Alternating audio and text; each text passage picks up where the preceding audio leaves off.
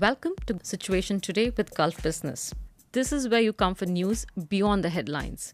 We cover real estate, finance, technology, sustainability, healthcare, and so much more. In our podcast, we talk about things that matter with people who are driving this change. Today we have with us Andrea, a banking veteran and a global executive with MasterCard. Now I've called her a veteran because she's worked across multiple markets: Europe, Africa, Asia, and now she's in the Middle East. On that note, Andrea, thank you so much for joining us in our studios. Could you tell our listeners something about yourself? Hi, thank you so much for having me. I have to say before I start to talk about myself that, congratulations that you pronounce my surname well, right? That doesn't happen often. And secondly, I had to laugh that you called me a veteran. When we think about veterans, we think about old people, probably even men. I can't remember anybody ever calling me like that. But so maybe I am a veteran. So my background is obviously banking, as you said. I lived in multiple different countries. What's really interesting, I think, about me is that I am a constant learner, right? I think the spread what I'm doing across innovation, sustainability, and gaming. I am a massive AI, Web3, and blockchain enthusiast. I am a founder of a podcast which is called Space Uncensored, which is dedicated to women in space. I have two kids.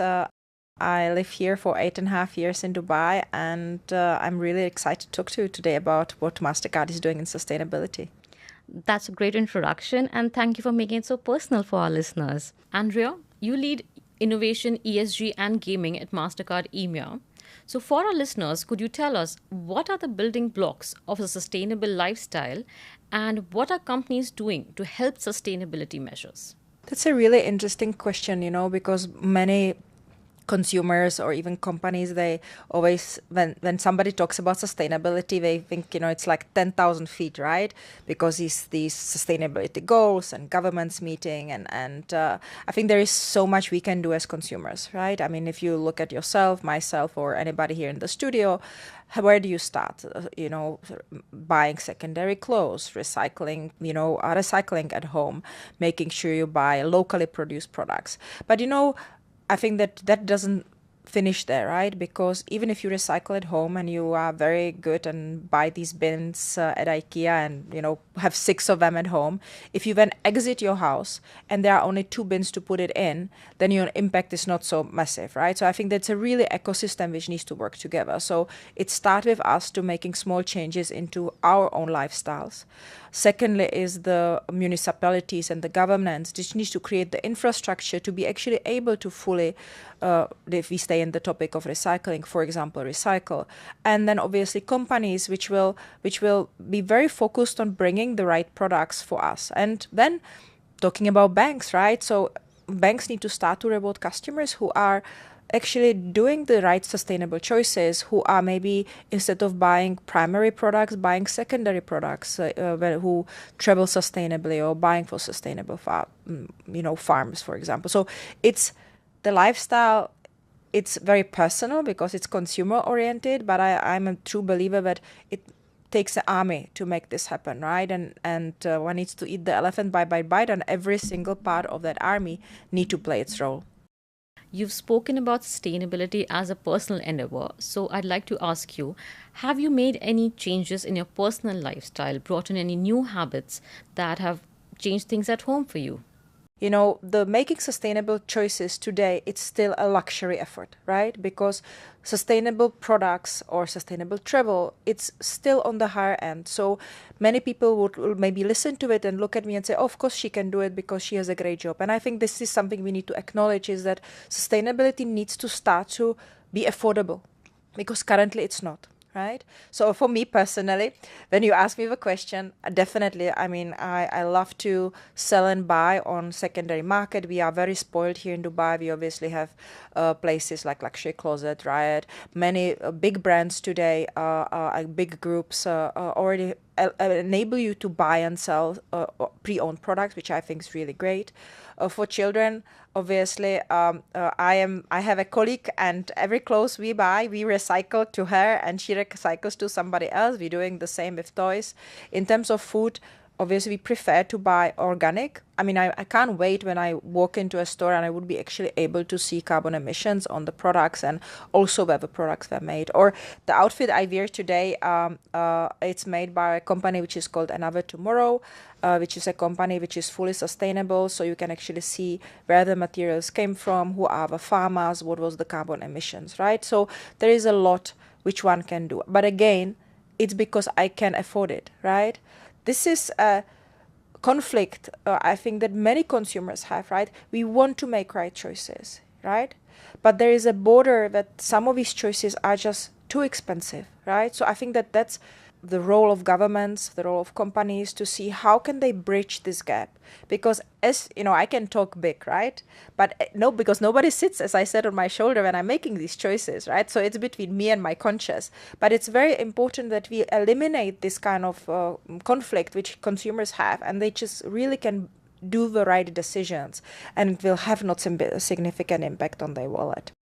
Andrea, on a day to day basis, you're making multiple decisions as a mother, as a person who's handling the family finances, and also as a working professional at MasterCard. Could you tell us something about how you make a decision regarding sustainability as an executive versus a sustainability decision at home as a mother and as a manager? That's a interesting. I never thought about it from that perspective because I think as a woman, it all blurs together, right? There is nothing like a balance. I don't think that exists. There's just juggling, right, across the different lives because you're not only a mother, you are a taxi driver, you are a chef, you are a manager, you are a mentor. It's like a whole list of roles which you have, and I think that there are no tricks. I think everybody needs to just find their own way how to do it. I think it took me really long time and many years, and I'm still not there, right, to always decide what the right priorities are. I have absolute massive FOMO that I'm not spending enough time with my kids and with my husband, I think. And then on the other side, I really love my job. So I think it's really challenging. And I think that probably many women sympathize and empathize with what I'm saying, right? I don't have a right answer for it. I think it's a journey, right? And every time you maybe change a job and you do something else, you need to find a new balance. But I think, sustainability is not only about trees and water and financial inclusion. Sustainability is also personal about your physical and mental health, right? Because if we have a society which is healthy physically and mentally, they have a positive impact then on the planet as well. And I think these are some of these things which me now at the age of 50, starting to think from a family and even office perspective much more than I used to do before. So maybe that's maybe a change on my journey personally. But everybody is different and everybody needs to fall down, learn, get up, and make decisions of where they want to go. So you've made two very interesting points. One, all roads lead to the bank, and it's all about the money, honey, at the end of the day, right? So because MasterCard is in the fintech space and is basically synonymous with finance on the global scale, what is it doing for sustainability? What is its approach towards sustainability? You have three pillars which we're really focusing on, which is people, planet, and prosperity. Right? And behind each of these pillars, there are obviously activities which we're doing, right? So around people, we're looking about diversity. So for example, we're really looking at involving about 25 million SME female businesses. When we look about the planet, we committed to plant 100 million trees to help, obviously, with reforestation efforts. And on the prosperity, we committed to include 1 billion people into the, financial world. So these are, very key components. And we don't stop there. I think that the biggest point is that each of us individually is committed from a bonus perspective. So our bonuses of everybody in MasterCard is connected to how we perform on the sustainability targets. And that's a big message which we're sending outside and also in the organization. Wow, that is huge. Guys, are you listening to this? MasterCard is actually putting its money where its mouth is. Yeah, we do. Okay, so and it's a great example for other companies out there who are talking about sustainability, but they can take MasterCard's example to actually push the envelope further, right? I definitely think so. I think that many companies I think everybody it's also a little bit worried, right, and scared because you have obviously so many issues with greenwashing and other activities. So everybody is very careful what statements they make, right? Where do they invest? That if they do something, it's really the right thing to do. I give you an example. Our Priceless Planet Coalition, it's massive commitment, but we are very obviously we were partnered with Conservation International, and we to make sure that where the trees are planted is the right place, that the trees are the right trees which are planted, that it also impacts positively the community, so creates new jobs, fights poverty, and that somebody doesn't come and just pull the trees out and no trees are granted. So that's a really big responsibility. And I think if it's banks or MasterCard or any other company, any commitment, everybody really wants to be sure that what they're doing will have the right impact, that, their brand can't get damaged by somebody coming and say, guys, what you're doing actually doesn't do what you said. So I think that's where, it's the balance which needs to be found by the companies. So you mentioned a lot about what MasterCard is doing, and it sounds right. But MasterCard is a huge company. It's across 210 countries plus regions, right? It basically covers probably every spot on earth. So how do you actually engage your value chain in your net zero strategy on a macro level? I don't think we are in Antarctica, right? This is probably one of the places we are not. But who knows, with today's innovations. As you said, we are obviously globally. So we have our net zero targets. Originally, our net zero target was by 2050. And 2 years ago in 2021, we moved it to 2040, which we all super proud of, right? But obviously 2040, it's quite a long time ago ahead. So we have on the other side also short-term targets, right? So for example, if I can mention two, our target by 2025, which is just in 2 years, we are committed to reduce our emission for scope 1 and scope 2 by 38% and scope 3 by 20, right? And these are like short-term targets. And on the company level, we own about 180 properties globally, right? So all the properties, for example, in United States are equipped with solar panels. All the properties we own globally are LED certified, right? There are no plastic bottles in the offices. So there are small steps and big steps which we're doing as a company towards the net zero target. And obviously we have very clear strategy which we are executing on. Okay, so you're talking about what you're doing from the corporate level. MasterCard really prides itself in digital accessibility, right? It's pushing the envelope in ensuring that people across the world have access to finance. So how does this go in hand with sustainability? How do you make people use technology but also ensure that this footprint is green? That's a interesting viewpoint. So maybe I talk about two things, right? One is I will talk about one of my favorite products which we have, which is called Farm Pass, right? And we are rolling it in Africa, India. If you think one of the big challenges farmers usually have is that they would not get the right prices, right? There would be too many intermediaries, and this guy takes this, and I buy the tomatoes from you, and I sell it to somebody else, and I only pay you 50 cents. I sell it for free. So we have this product which we have is digitizing that journey, right, and ensuring that you as a farmer are paid the fair price. It also tells you which areas you should sell your products to get the better price, right? So this is a showcase of the financial inclusion having a significant impact on somebody and their family income, right? Now, on a more sustainable or environmental aspect, another product which we have for you, for example, is so-called carbon calculator, right? I mean, you still probably remember, many years ago, everybody started to be obsessed to look at all the labels to say how many calories, how many kilojoules, what is the, vitamin content, all of it, right? So, but currently when you go to any of the supermarkets, you actually don't know what is the carbon emission of the product you're buying. And maybe you would have you can guess, right? You maybe can think if it's come from United States and if it comes from Oman. I'm sure that the product probably traveled far, but it's estimated guesses, right?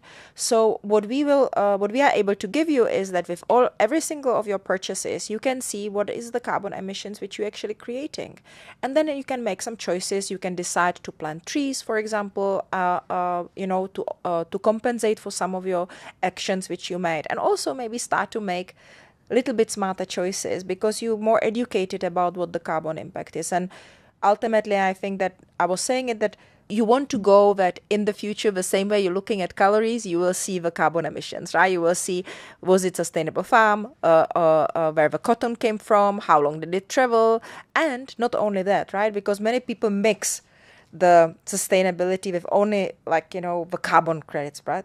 Or not carbon credit, carbon footprint. But it's the entire industrial symbiosis, right? It's what was the raw material reuse. And if your pants or my pants, we stop wearing them and they go into a secondary market, where do they end up then? Will they end up on a landfill in Africa? Or will the material be done in such a manner that it can be reused again into creating something new? Maybe curtains or blankets, I don't know. So I think that that's where the technology is heading, but ultimately we're focusing on both. How do we include you financially, right? And make your life better and make your family more prosper? And also, how do we educate you as a consumer to make maybe better choices in your shopping or in your travel? Okay. Can I play the devil's advocate Of here? course, go. So, what MasterCard is doing hence requires a lot of transparency. So, are you not getting pushback? Because you're asking a lot of people engaged in the supply chain to be open about things that probably count to towards their bottom line, right? So, increased transparency will probably mean a lot of changes. So, how will you impact that, or are you facing pushback in any form? Right. I think what's beautiful about sustainability, similar like healthcare, that companies work together. Right. So of course there is it's much bigger impact on the bottom line of production companies, right? And then that's where the industrial symbiosis comes in. There is a amazing company here in UAE which is called the Surplus, and its founder Rana. They focus him exactly on that to see when your raw material what is left, who can take it and produce something else. So how can you start to resell the leftovers, for example? How do you monitor your product so that it can be back recycled, right? I think it's just a question of time until every company will need to comply with certain rules and regulation. Definitely, interesting enough, there are often questions from the bank say, oh, I'm not sure I want to show this to my consumers because maybe they will stop shopping at the merchants, which are my corporate clients. And I have to say, this is a really interesting perspective, right? But we didn't see that shift. I think, knowing about your carbon emissions doesn't really shift dramatically your behavior, right? This is 1.0. It educates you to be aware, right? And you can start to shift slowly, but you will not from one day to another say, oh, I won't shop here anymore. I will, just shop here because it has impact on your financial status as well. So I think it's a really everybody working together, right? Legislation, corporates, consumers, and starting with education, giving you the opportunity to compensate, not necessarily change your behavior, and then give you tips and tricks how to change. I would just like to move away and talk about technology, because MasterCard again has done so much in technology, and we haven't had the chance to go there. Obviously, we are living through a time of revolution of another kind with AI coming in, and Web3, blockchain, all of it. You have MasterCard, which is a financial player. It also straddles technology and is also doing sustainability. So how do these three connect? I mean, I think that we are living probably the most interesting, time we ever could. So I'm not sure if you saw, just obviously this week we announced a big partnership with the Ministry of AI, and MasterCard is building an AI center here, which will be partnering with the UAE Ministry to obviously look especially on cybersecurity solutions, right? So we're already using a lot of AI in our own environment. How does it actually link to sustainability? Right? I think all of these pieces which you mentioned, obviously blockchain, Web3, AI, couple of examples, right? With new technology, you can go paperless, right? You don't need that. Number two, blockchain. I think you spoke about, the issues with making sure that it's real, it's not fake, right? And especially in today's age with synthetic data where you easily can be mistaken, right? That, you can have even somebody's voice and somebody's face. So blockchain is and tokens is a great solution to ensure that the provenance and of the product or of the service, right? So it's another way. Then you can start to offer different experiences. I think that AI is also super powerful in the finance, right? We spoke that today consumers are not supported if they make sustainable choices, right? So let's maybe fast forward a little bit and think that obviously you buy sustainable, you put solar panels on your house, you get, you recycle your water at home, you travel sustainably, you drive a electric vehicle. So all of these information, utilizing obviously the data and analytics and AI, the banks can start to make much smarter decisions, right, and offer you much smarter products. Maybe if you do sustainable choices, your mortgage price could be lower, or maybe they extend your mortgage by a couple of years because you live healthy. AI can read your health data, right, because it's also about health, right? So health data, and say, oh, based on the data of Andrea, and her grandmother is just turning 100, she probably will very long. So, and she, from her shopping list, she shops healthy and she goes to gym and she does this. So you could start to utilize all of these things which you already know about the customer, using the new technology to actually make much better choices and be more relevant to Andrea or anybody else, right? And I think I'm really excited about that, right? And then if you think about sustainability, and you think about the satellite data which you use, right? I think Switzerland is a great example where they utilizing and mapping houses and see how much energy is coming out of the houses, right? So if you have a house here and you have a house next door, so maybe you are more sustainable than me, I could use satellite imagery to map how much of energy is leaving your house, how isolated your windows are, if you're using traditional pumps to cool your water, or use electricity. And again, that can have multiple impact on maybe your taxes or your interest rate or the air miles you get or whatever, right? So I think there is a massive opportunity. I think my head is just spinning about thinking what is there, what's possible when you combine all of these different elements. Wow, Andrea, you've done so many hats for us today. You've given us a glimpse into your life as a mother, as a person who's passionate about sustainability, and as a global executive with MasterCard. So thank you so much for joining us at Gulf Business Situation today. Thank you so much. And I hope that, once the first banks will launch carbon calculator here in UAE, you will run into the doors and, choose it to understand what your carbon emissions are. But jokes aside, really great honor. Thank you for having me and for allowing me to share my experience and the great work which MasterCard is doing globally and in the EMEA region. For more such interesting conversations, follow our podcast series, Situation Today with Gulf Business. You can also check out other news updates at gulfbusiness.com and follow us on our social media platforms.